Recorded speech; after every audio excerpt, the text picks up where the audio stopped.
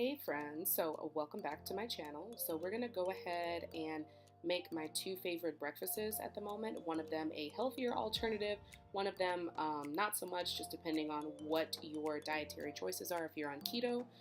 So we're gonna start with overnight oats. I have some quick oats here, some chia seeds, agave because my honey was crystallized.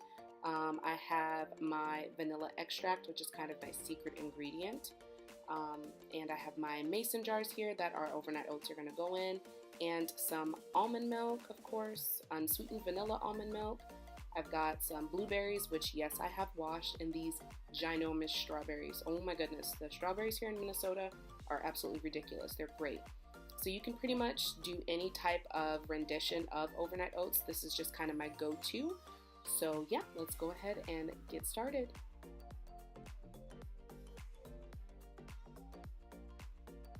I'm going to go ahead and start by chopping up my fruits. So I like to chop my strawberries rather large. I just like to be able to actually taste the strawberry in it. I don't want it to be just kind of like a hint of strawberry. No, I want to taste the strawberry. So we're going to go ahead and chop those up rather largely. Not to mention these are so big. How could you like not taste the strawberries? They're ridiculously large. So you basically just toss everything into a mason jar and or a airtight container. So if you have like glass Tupperware or plastic Tupperware, I've done it in pretty much everything. It just looks really cute whenever you do it in the mason jars. So I fill it up about a quarter and some change of the way-ish. I don't measure anything anymore because I'm not bodybuilding and ain't nobody got time for that at the moment. So, and I like to make sure Chris has an adequate breakfast because he does have a very strenuous job. So I dumped on the fruit and the blueberries. I'm going to pour in some chia seeds. Chia seeds are great for digestive health. Dump in a couple of splashes of vanilla extract. This is pure vanilla extract, so it is rather strong, so just be careful with that. I'm going to dump on the agave, pour in the almond milk, and give her a shake. Usually I put cinnamon in it, but I completely forgot to add cinnamon. What a dummy I am, because cinnamon is fantastic, and that's also a really good antioxidant. And this is pretty much what it looks like. You just toss it in the fridge, which I did not show you because my fridge is a hot mess. And yeah, overnight, this is what happens. You can put it in the microwave for about 30 seconds, which I typically like to do. Just so it's nice and kind of warm and it's really good. You can also add extra fruit on there if you want to. So our next recipe is like my favorite thing in the entire world right now, my absolute favorite thing. They are the sous vide egg bites. It's a copycat from Starbucks. I've tried this multiple times and this is my favorite recipe. I'll put the measurements down below because I'm not a measuring kind of gal. I'm more of an eyeball pinch here, cut there kind of gal. So the star of the dish is this Gruyere cheese. This is the best one that I have tried. It is from Hy-Vee, Oscar Mayer thick cut bacon. I usually use uncured, but I have been doing my grocery shopping online. And Oscar Mayer is usually pretty good about the meat quantity on it, and I just didn't want to get something that didn't have enough meat. I have cottage cheese, heavy cream, pepper jack cheese, my Instant Pot, which is my girl, and then I have this really gnarly looking egg mold. I got it from Kohl's before I left home. It's just like a silicone egg mold, and of course you need the grate that comes with your Instant Pot so the egg mold does not submerge into water and burn, honey. And I broke my blender before we left to move here to Minnesota. So I'm going to be using my immersion blender, which is my girl. I absolutely love my immersion blender. Anymore, I prefer to cook my bacon in the oven. One, because I'm not trying to get popped with grease, which I usually do half the time. And it's just easier. It's such an easy cleanup. You don't have to worry about like dumping your grease into like a glass container, which is ghetto, but that's what I do just to make sure there's no grease getting into our waterways through our sink.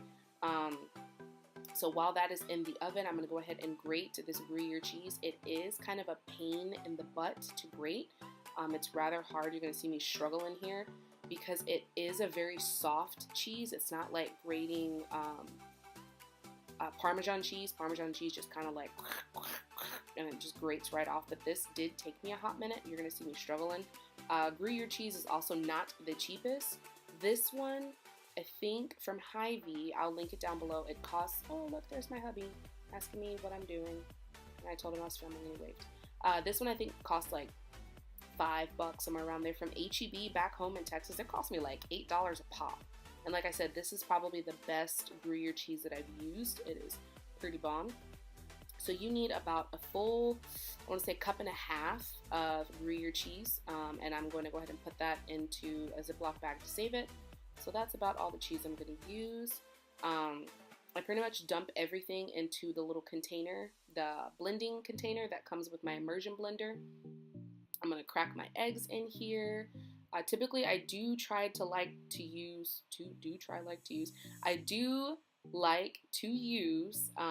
the brown eggs, but we've been balling on a budget lately, honey. So this is what we're going to use right now. Eggs are so cheap whenever you're not being bougie about it.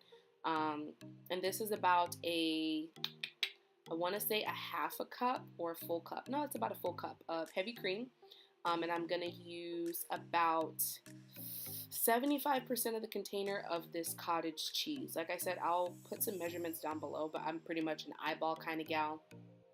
Dump the Gruyere cheese on top, and then of course add the pepper jack cheese. And I don't show it in the video, but I did add some extra pepper jack cheese to my second batch of egg bites, because when I gave Chris a taste of the original batch, he was like, oh, I want more cheese.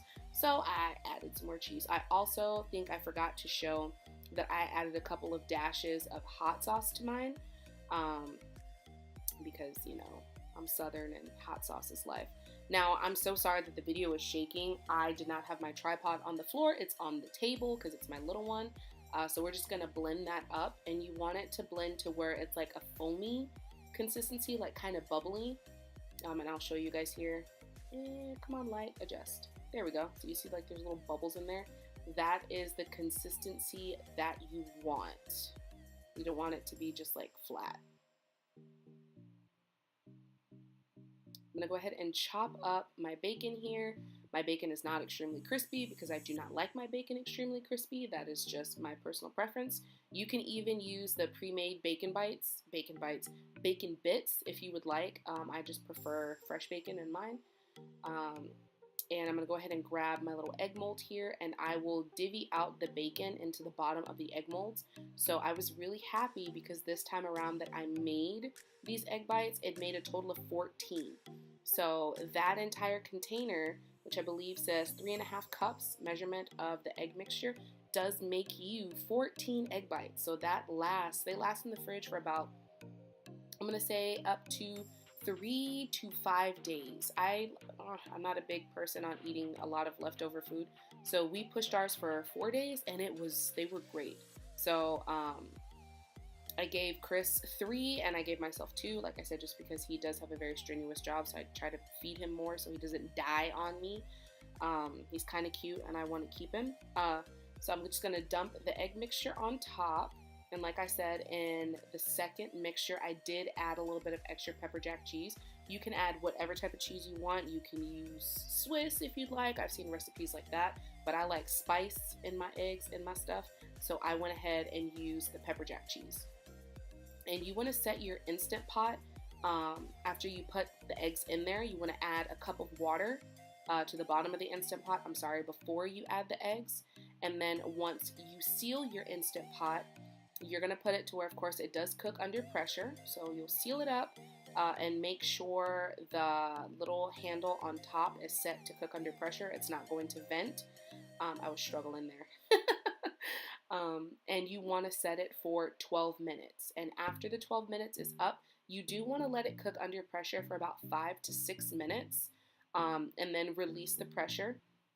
And when you pop them out, they will look a little odd. So here I am, of course, releasing the pressure. They will look a little odd, but they do deflate. So keep in mind they are cooking under pressure, so they expand, but the eggs do deflate and they have an amazing texture. And here they are. So this is like the best thing since sliced bread. So I hope you guys do give it a try. If you do, let me know how you liked it. Thank you so much for the continued love and support, and I will see you guys in my next video. Bye.